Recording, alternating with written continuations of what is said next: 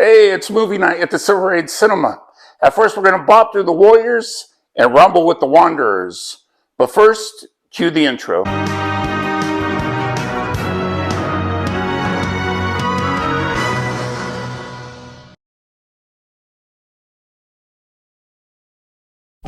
These are the armies of the night, and tonight they're out to get the Warriors. There's a gang meeting in the Bronx, hosted by Cyrus, the leader of the largest gang in the city, the Gramercy Riffs. Cyrus is inviting over 100 gangs with 9 delegates from each gang and a truce in place where no one is to be packed. One of the gangs invited are the Warriors from Coney Island. Their leader, Cleon, briefs his delegates on what they can expect. Everybody says that Cyrus is the one and only. I think we better go have a look for ourselves. The Warriors begin their trip to Van Cortlandt Park in the Bronx via the subway. At the meeting, Cyrus preaches that if all the gangs stay united, they outnumber the police 5-1 and could take over New York City. Can you dig it? Leader of the Rogues, Luther, brought a gun and he shoots Cyrus, with the only witness being the warrior Fox. War Chief Swan takes the lead with the plan to return to Coney Island.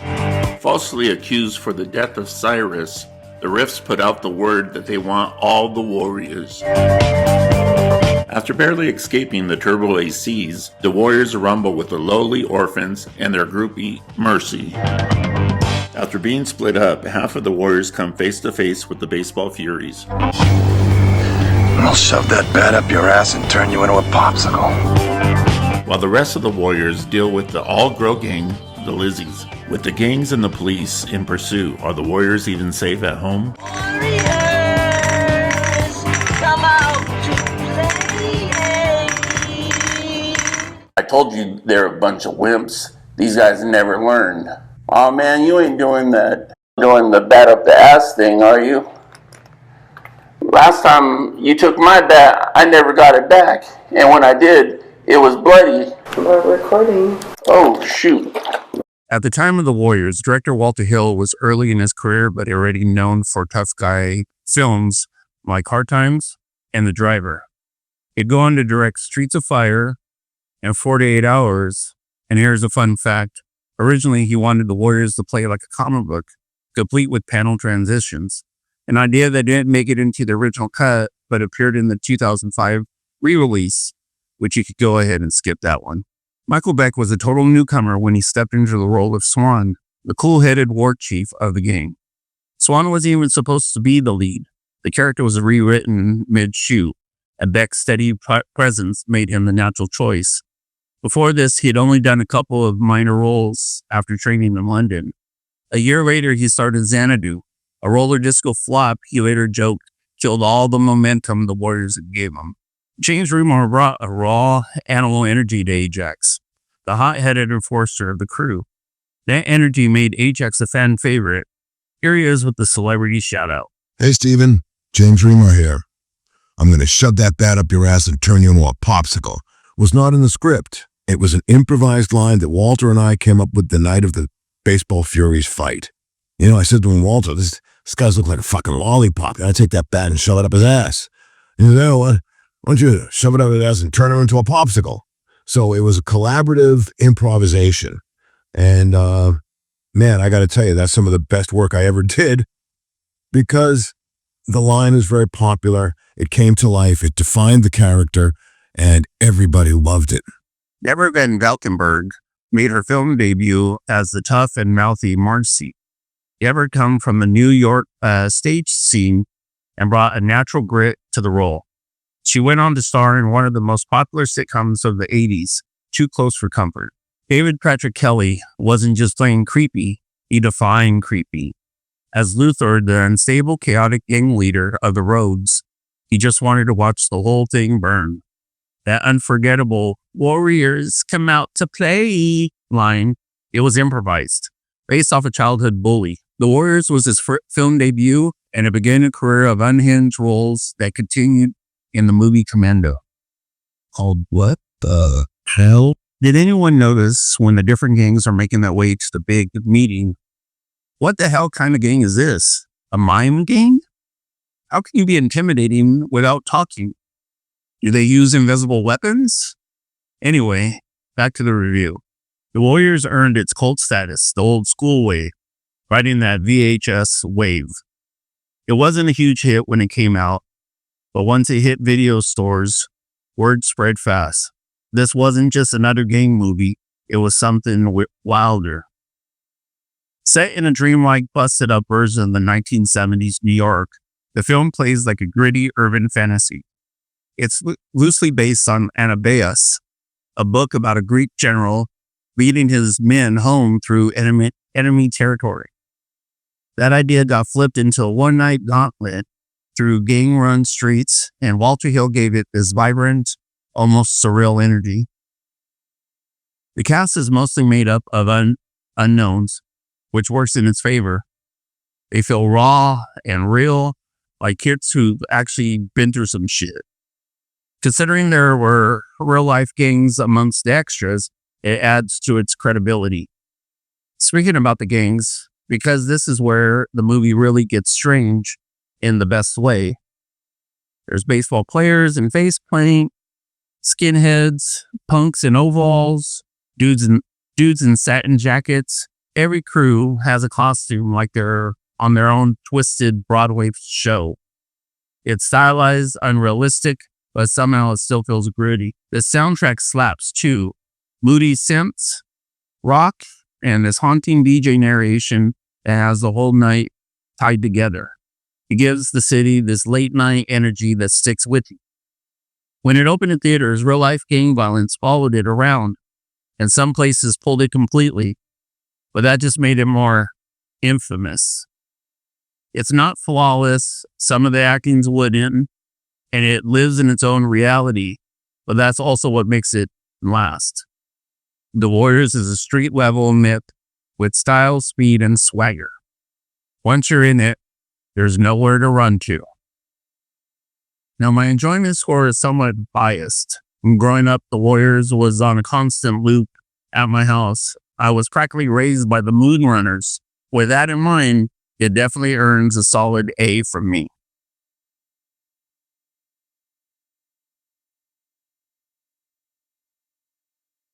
Leave your guess down in the comments.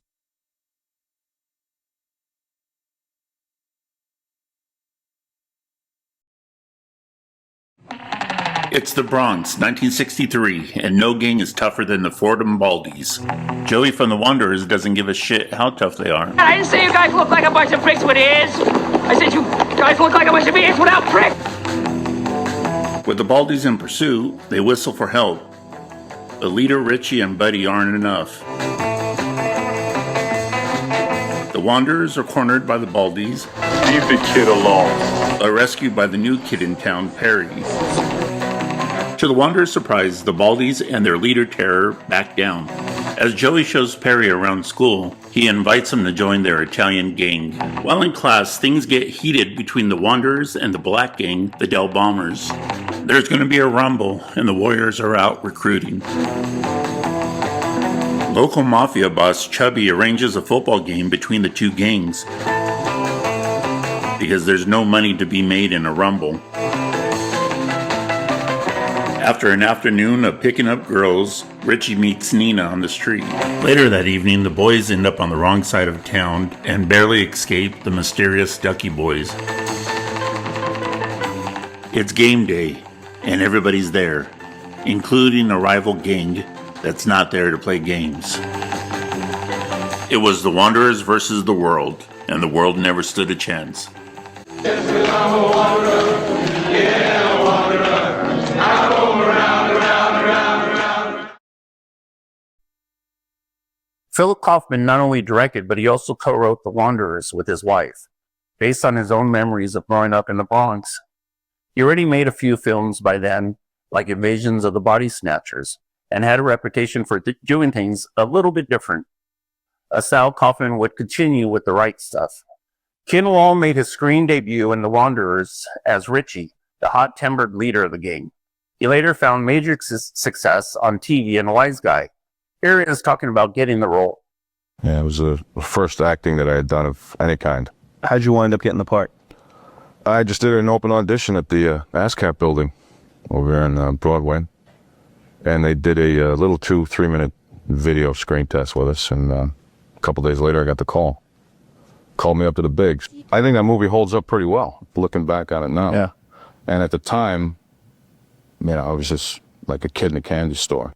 John Friedrich played Joey, the high-strung member of the Wanderers. At the time, Friedrich was a promising young actor from New York and already landed roles in Thank God It's Friday.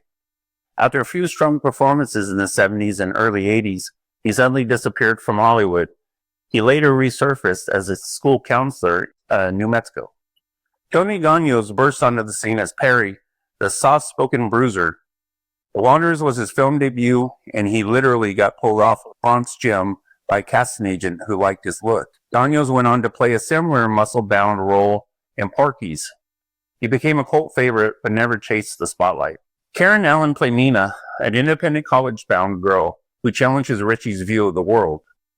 Though her screen time is limited, she brings a grounded warmth that hints at bigger things to come.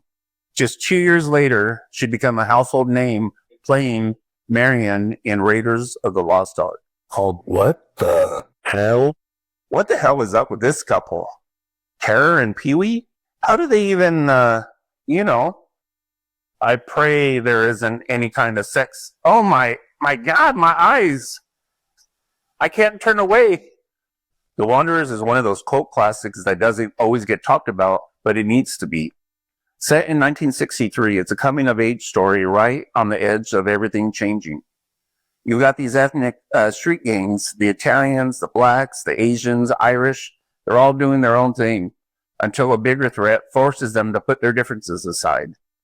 It's tough, funny, and weirdly, it's emotional, without ever getting sappy.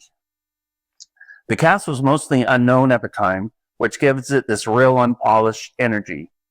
But keep an eye on standouts like Michael Wright, who's intense as hell, an intimidating Dolph Sweet, and enormous Erwin von Witt, who steals every scene he's in.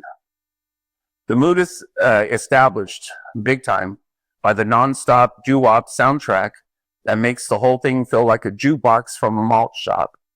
It's not perfect, but it's got style, soul, and attitude for days.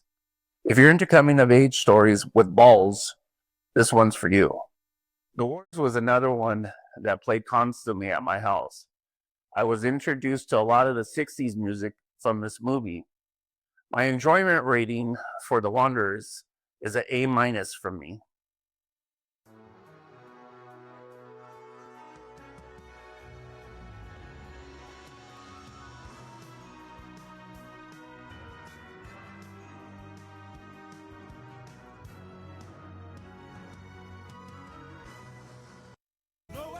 Nobody takes my popcorn. I don't care how big or bald you are.